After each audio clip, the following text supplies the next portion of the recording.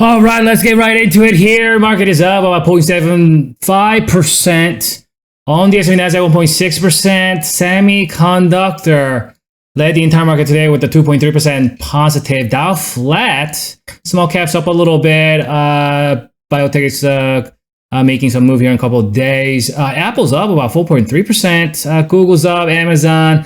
Nvidia 4%. Looks like Bitcoin is up. Coin is up close to 5 along with the CLSK here.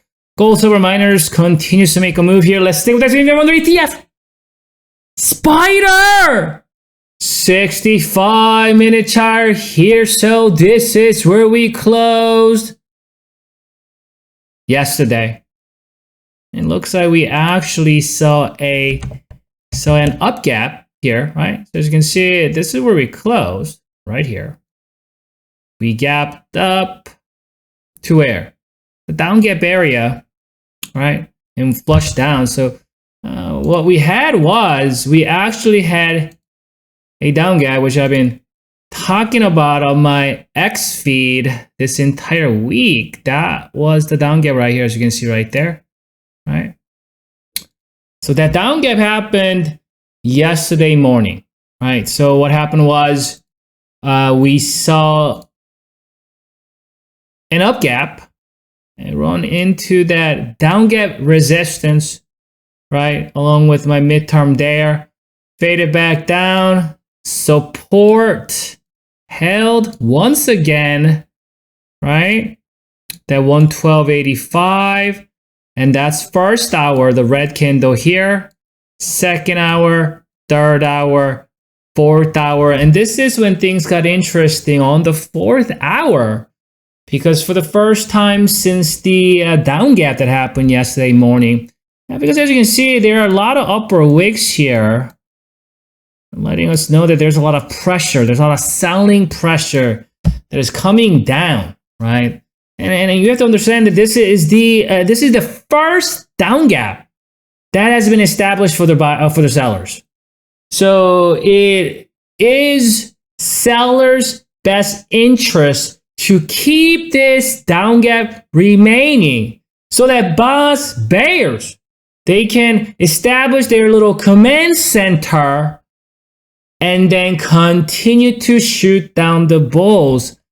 So they really needed to keep this down gap protected. Keep in mind, bulls have many up gaps here, as you can see. Those, well, I only drawn these, so there are more. But so that's why protecting gaps is important. Because if I zoom out here, as you can see, you see that right there? Up gap, come down. Up gap, not fully filled. What happened? Boom. Comes back down. Pretty near to that up gap area here and here. Up gap still remaining, right?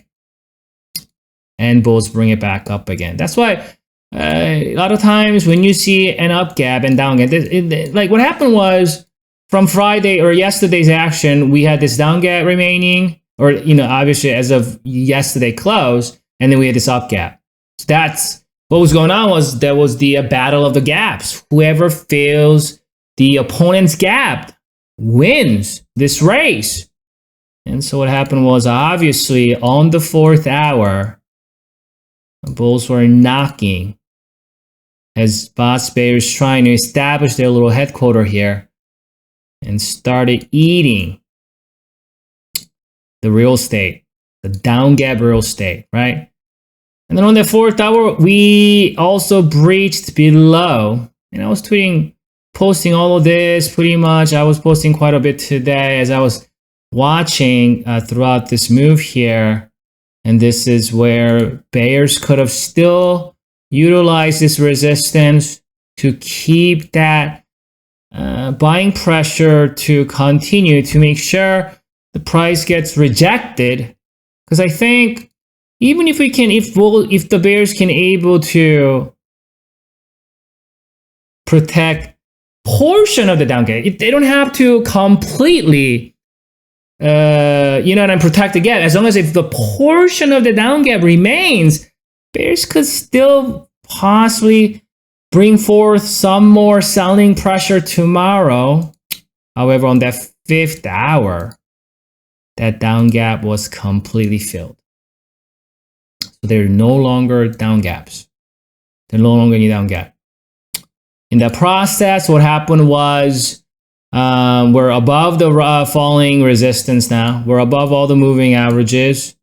And obviously when the gap gets filled, it's going to act as instant resistance. So that's why we see that upper wick there. We slowed down. We slowed down as soon as that gap was filled. So is the job done? Is a reversal in place? Is the setup right? Is the setup sound? Do we have a formidable tactical advantage for the bulls to continue to push tomorrow and next week and this rally going? Because obviously you can see we've been sort of in this chop fest in the last 2-3 weeks. What I must convey here for my viewers here is that, as you can see, one-day move does not really create a trend. You do need a follow-through.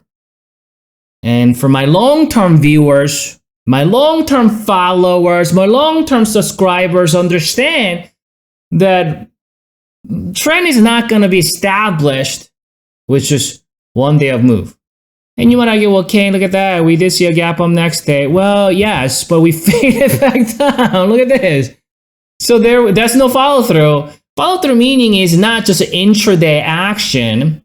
So basically what needs to happen is for a successful follow-through move tomorrow, you can't see a gap up and then a rush to the, run, and then on the 3rd and 4th hour, it fizzles back down. See, that's not a follow-through.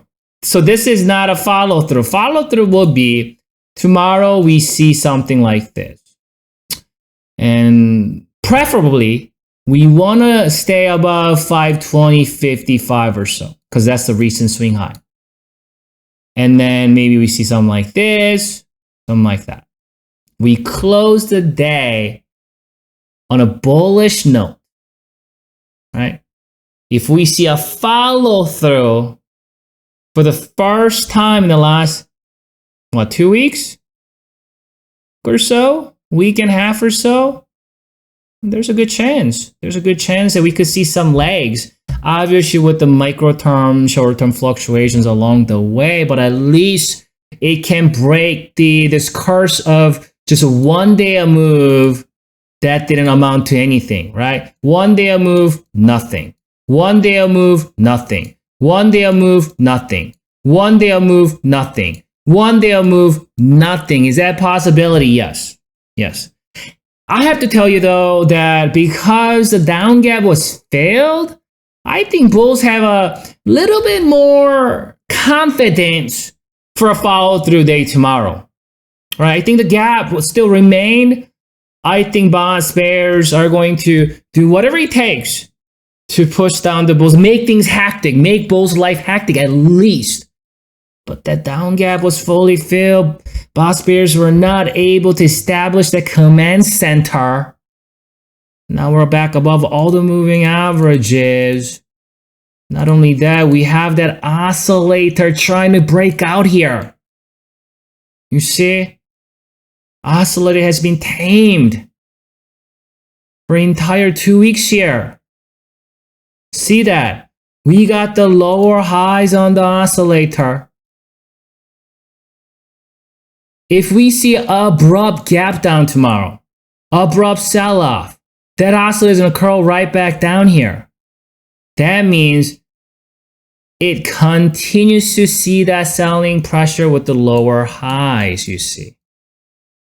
So bulls are not out of the woods yet. I know, bulls want to celebrate today, but maybe it's a little bit premature. I think, though, I have to say it's an impressive move today because that down gap was filled very, very quickly, reclaimed all the moving averages, and obviously bulls are going to proceed with the reprogramming process of the micro-term moving average right here and the short-term.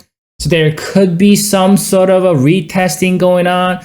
Nonetheless, this oscillator is very much eager to break out. Keep in mind, this oscillator has been tamed since 1st of April. Has not able to really stretch its wings. So we can look at this as kind of a consolidational motion here. And you might wonder, on my last analysis, okay, you talked about that this coiling pattern. What happened was, though, and I was actually talking about this, I was surprised to see that oscillator didn't completely roll over, but sort of glided lower, you see? It glided lower. We didn't see like a true breaking down kind of move. You can kind of see the angle in which you see this downturn here and versus this sort of skittish gliding lower, and how quickly it crossed up, and even with that downturn, it's sort of what happened yesterday when we sort of like stayed up here above this up gap. Because remember, you can't, in this raising bull market, you can't have bulls kind of hang around. We're such in a bullish momentum that if you allow bulls to kind of gather, you know what I'm saying, strength again, you let them kind of hang around, this tends to happen, and quickly that thing crossed back up here, and that oscillator is very much eager to break out. And this thing breaks out, we're probably going to see new all-time highs. I'm going to come back for you. We'll reassess the situation. Asian injury evening globe trading tomorrow.